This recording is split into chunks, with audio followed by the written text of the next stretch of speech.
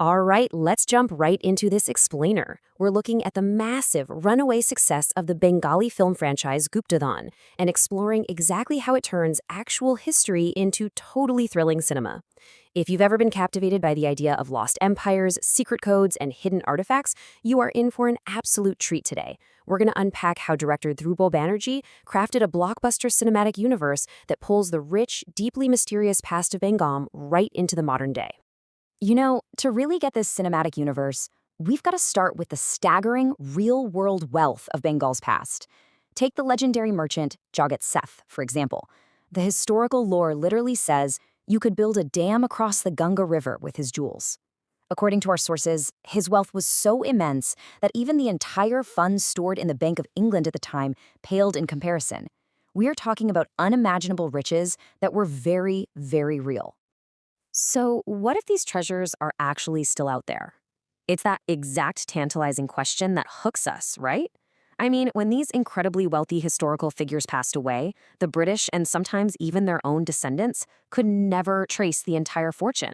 The whole idea that these riches are just sitting there waiting to be unearthed, that is the beating heart that drives the Guptodhon franchise.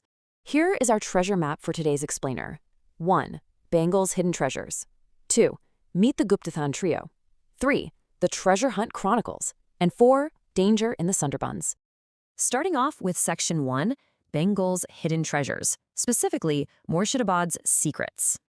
History in this region is just packed with larger-than-life figures like Jagat Seth. His actual name was Mahatop Chand, but he was literally bestowed the title Banker of the World. He was the primary source of credit for the Delhi Empire and major trading companies.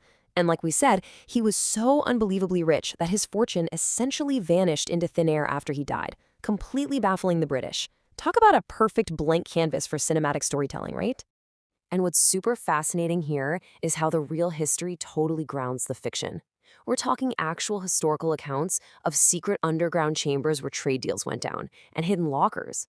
There's even a real legend about a magic mirror, built so brilliantly that an enemy walking into a room couldn't see their own reflection, but everyone else could.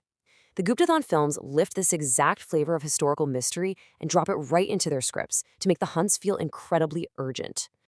Moving on to Section 2, meet the Guptodhon trio, the heroes of the hunt. Right at the center of this franchise is Sonada, formerly known as Professor Subarna Sen. Think of an Oxford history professor who comes back to India. Critics hit the nail on the head when they called him half Feluda and half Indiana Jones. He's this brilliantly witty guy who totally relies on brains over brawn. There are no massive explosions here. It's all about his razor-sharp intellect deciphering the past.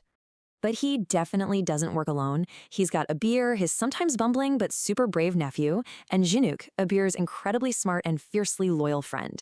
Played by Abir Chatterjee, Arjun Chakrabarti, and Isha Saha, this cast is just magic together. The hilarious banter they have off-screen totally bleeds into their on-screen chemistry. That team dynamic is a huge reason audiences keep rushing back to theaters. So here is the secret sauce, the magic formula. The creators purposely built an unabashedly clean, family-friendly franchise. In fact, from day one, they consciously decided Sonada would never smoke on screen, making sure these characters remain responsible role models. There's zero pretense of being some overly dark or gritty thriller. Instead, it leans entirely into immaculate comic timing. Think brilliant Bengali wordplay and genuinely intelligent, brain-teasing historical riddles. All right, Section 3, the Treasure Hunt Chronicles, looking at the franchise's journey. Director Drupal Banerjee has taken us on a pretty wild ride, starting way back in 2018 with their debut Guptodhoner Sondhane, all the way up to the highly anticipated 2026 release of Saptadinger Guptodhon. Over 8 years, they've been consistently delivering these tightly woven stories, complete with fantastic background scores that just ooze the cultural essence of Bengal. And you can really see the scale of the adventure escalating with each film. First, they're hunting down Prince Shuja's 350-year-old hidden Mughal treasure in an ancestral palace. Next up, they're deciphering clues about King Krishnachandra Roy's wealth right during the vibrancy and chaos of a Durga Puja festival.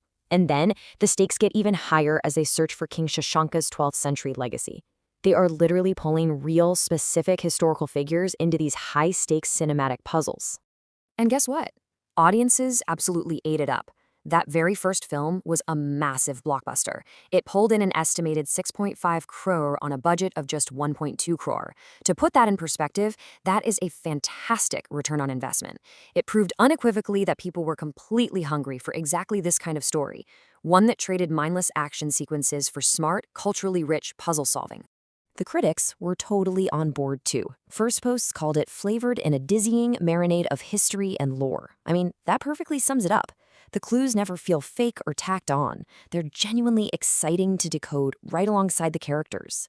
It's that tight storytelling combined with a profound love for Bengal's past that makes it so wildly intelligent. Now, for our final section, number 4, Danger in the Sundarbans, a much darker mystery. Because the franchise is taking a huge turn here. The first 3 films, they thrived on being breezy, nostalgic, with pretty minimal violence in familiar spots.